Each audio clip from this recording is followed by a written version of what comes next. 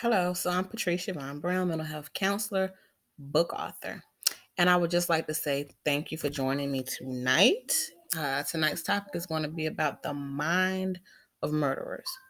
First, I would just like to start off by saying, when we think about the mind of murderers, so many things go on. We've had so many different mass murderers, from the killings over in Vegas to Florida, the school shootings. Being in the U.S., nothing surprises us anymore. So, with that being said, let me just touch on some of the different topics when we think about a killing and the person that has taken someone else's life. So the mind of a murderer is dependent on their personality and the motive behind the crime. If a person is enraged, anything could happen where these people will blank out and not even realize what's going on. So when we think about people that are enraged, we think about the word competence. And when we hear the word competence, a lot of times when the judge or the courts are trying to measure the responsibility of the crime, that goes into effect. So that's why we always will hear mental health or mental illness when we think about the different murderers. Because at the time of the crime, what happened with this person? What were they thinking? Was this murder premeditated? Was it an impulsive crime? Or, was it pretty much a predatory killer that did this crime? So, other factors that will weigh in when we think about murder is, was this person jealous of another person? Were they trying to protect themselves? That word self-defense goes into effect also when we think about a murder that happens. So we have jealousy, loss of judgment, rage, love, intense emotions. All those different things can go through the mind of a murderer at the time of a crime.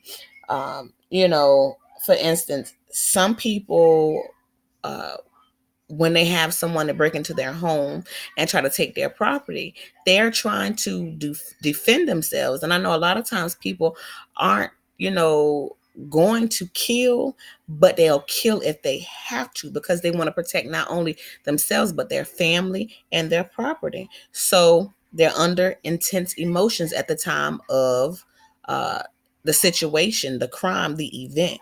And if they do happen to kill someone, I would say that it will be self-defense. Um, when we think about the word premeditated, um, it's pretty much, did this person plan this? Did they think about this ahead of time? When we think about serial killers, I think about somebody that has took the time out to plan, to plot, to carry out a crime, and they delivered upon it. And then also when we think about the serial killers, they start off young, killing, small animals, and then they'll try to move on to smaller things by trying to injure humans. So then they'll go on to add different signatures into their killing sprees as they begin to go on a binge of killing people. So they become serial killers. You know, in my mind and just studying psychology, period, we were uh, under the obligation of duty to warn. Uh, Anytime that we hear somebody talking about killing themselves as well as killing somebody else, we are under a duty to warn. And with that being said, I feel as though everywhere, everybody in America, period, should be held accountable when we hear someone talking about killing someone or harming someone or harming themselves.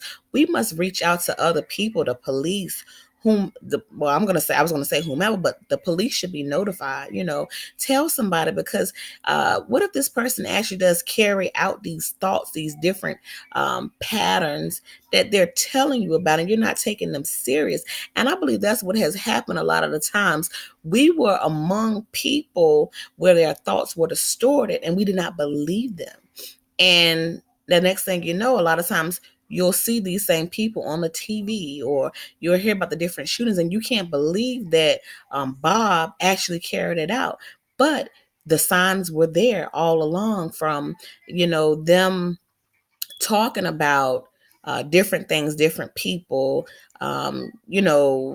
killing small animals, or just practicing, and then just coming out and just telling their plan. But we did not take it serious. So on today, I say that uh, as an American, and just hearing about and just seeing all the different families that have been affected by the mass murders, the mass shootings from Vegas to Florida, I feel as though if we are around somebody and they're talking about killing someone, we must warn the police. We must warn someone else.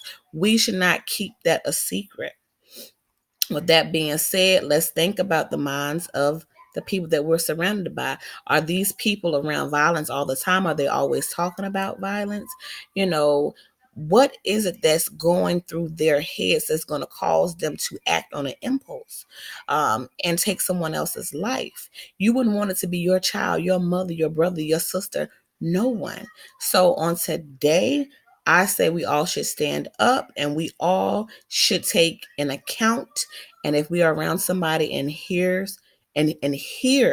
them speak in a negative manner, talking about it could be from a love triangle, jealousy, intense emotions, talking about harming themselves or somebody else, we need to warn someone. And that is my segment for today, the mind of murderers. Go out, warn the police if you know somebody that has been troubled, that has had some issues growing up, family issues. It could be their thought patterns, psychopathology issues, neuropathology issues. If they have mental disorders, even some of their educational backgrounds have clues. Let's stop hiding. Let's stop ignoring all the signs that we're amongst killers. Have a good day. Again, I'm Patrice Shavone Brown, mental health counselor. Check me out. Well, follow me or subscribe to my channel on YouTube. I'm Patrice Shavone Brown. I'm also Patrice Shavone Brown on Facebook. You can find me there, or simply just go Google me, Patrice Shavone Brown, and I'm on Amazon. Have a good day and stay tuned. I'm on Facebook Live each Monday at 7:30. Be blessed.